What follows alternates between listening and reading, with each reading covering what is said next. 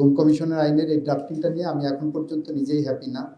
I have to go through each and every line within this vacation again. হয়তো আপনাদের সাথে আবার second কনসালটেশনে আমি আসবো। আমার সামনে 3টা ল আছে।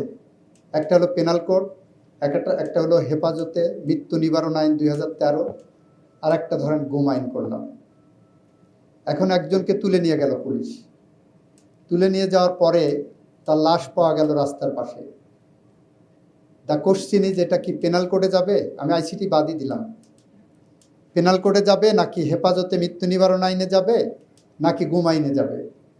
এই 3টার মধ্যে যখন চুলচেরা বিশ্লেষণ হবে তখন শিশিরমণি সাহেবরা যে বলবেন যে আমি এই আইনে পড়ি না, এই আইনে পড়ি, আমার খালাস দাও।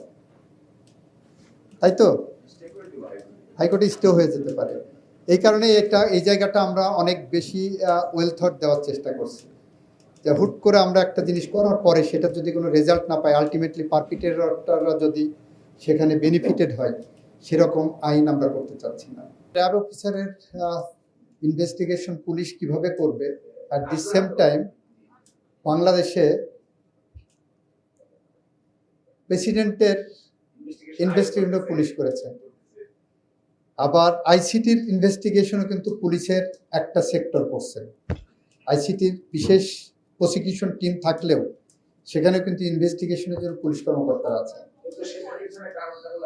সো আমরা এটাকে সাবজেক্টিভলি না দেখে যদি অবজেক্টিভলি দেখি, আমার মনে হয় গুম আইনটা নিয়ে আমরা সেকেন্ড কনসালটেশনে যখন আসবো, আমি সবার সাথেই আলোচনাই করছি যে এটা আমরা ক্রিমিনাল রেসপন্সিবিলিটিটাকে আলাদা কিভাবে অন্য কোনো আইনের সাথে দিতে পারি, আদারওয়াইজ জগা খিচুড়ি হবে। আমি আপনার সাথে একমত। আয়নাঘরের মতো ঘটনাটা সিস্টেমেটিক অ্যান্ড ওয়াইড স্প্রেড গুমের দিকে যাবে, সেখানের জন্য আমাদের স্পেশালাইজড টিম আছে।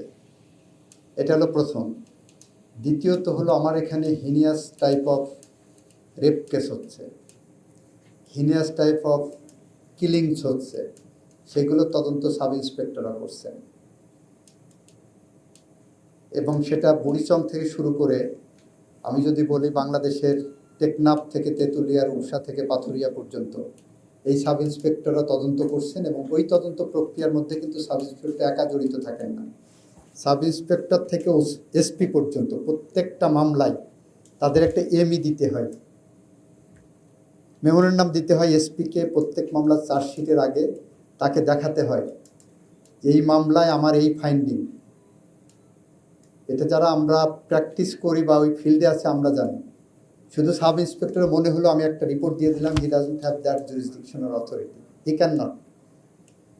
থার্ড হলো, দেখেন আমরা ইন্টারিম গভর্নমেন্টের সময় মিথ্যা মামলার একটা প্রবণতা তৈরি হয়েছিল, তার থেকে বের হওয়ার জন্য আমরা দিলাম কি 173A ক্যাপিটালে সিআরপিসির, সেখানে দায়িত্ব দিলাম এসপি।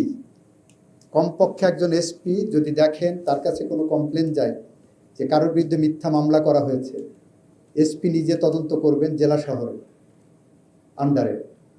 মেট্রোপলিটনকে পুলিশ কমিশনারকে দায়িত্ব দেওয়া হলো। আমরা কিন্তু ইফেক্টিভ তেমন কিছু এখনো পাইনি।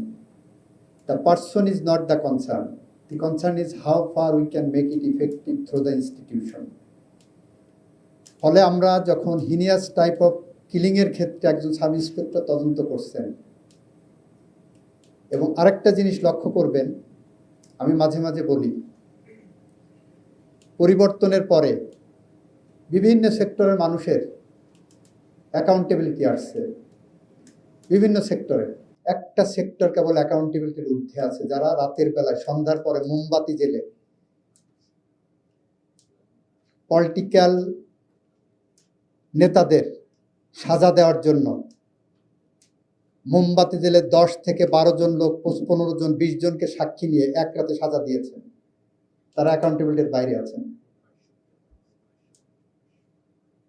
2200 থেকে 2400, এটা তো political persecution, these are crime against humanity. তারা তো ফেরেস্তার মতো বসে আছেন, তাদেরকে আমরা ফেরেস্তা মনে করি, যে ওখানে গেলে সব কিছু, আদালত মানে আমাদের সব কিছুর ঊর্ধ্বে। আমরা তো সেখানেও দেখেছি যে সেখানে কিভাবে তারা ব্যবহৃত হয়েছেন কিভাবে তারা ক্রাইম এগেনস্ট হিউম্যানিটির পার্ট হয়েছেন, পলিটিক্যাল পারসিকিউশনকে কিভাবে তারা প্রমোট করেছেন। আমরা এটাও দেখেছি আমাদের সুপ্রিম কোর্ট কনস্টিটিউশনালি কতটা স্বাধীন, সেখান থেকে আমরা শপথবদ্ধ রাজনীতিবিদের প্রোডাকশন দেখেছি, দেখিনি? ফলে আমরা এমন একটি রোড ধরে এগিয়ে যাচ্ছি, যে রোড ধরে এগিয়ে যেতে আমাদের যেটাই করি একটা না একটা দুর্বলতা থেকে যাবে। সেখান থেকে আমরা আরও বেশি কিভাবে ফাইন টিউনিং দিতে পারি, সেটা হলো আমাদের দেখার ব্যাপার। আমরা গুম কমিশন এবং 2টা আইন নিয়ে আজকে প্রথম কনসালটেশন করলাম, আমরা সেকেন্ড কনসালটেশনও করব। আমরা যত দ্রুত পারি এই 2টা আইনকে সবার আগে জনগণের সামনে নিয়ে আসার জন্য আমাদের গভর্নমেন্টের সেই পলিসির মধ্য দিয়ে এগিয়ে যাচ্ছে। তনু হত্যা মামলায় 10 বছরের মধ্যে প্রথম গ্রেপ্তার হয়েছে আমাদের উদ্যোগে, এবং সাব ইন্সপেক্টর পদমর্যাদার একজন আইও করেছেন। সুতরাং এটা ডিপেন্ড করে কে কোন জায়গা বসে পুতুলের নাচ নাচাচ্ছেন সেটার উপরে। আমরা প্রতিষ্ঠানকে এমন একটা জায়গা নিতে চাচ্ছি যেখানে সাব ইন্সপেক্টর যদি দেখা, আপনি বলেছেন এএসপি মর্যাদা হবে, তাহলে আমার সমস্ত ইনভেস্টিগেশনে আমার এএসপি মর্যাদা দিতে হবে এরকম বড় ক্রাইমগুলোতে। সেখানে আমার আবার আইনের ব্যাপক স্তর তৈরি করতে হবে। ফলে আইনের স্তর তৈরি করতে গিয়ে যদি দেখা যাচ্ছে যে আমরা কোনো গ্যাপ রেখেছি, সেখানে আবার একটা সংকট তৈরি হবে, আসামি তার বেনিফিট নেই, আমাদের ক্রিমিনাল জাস্টিস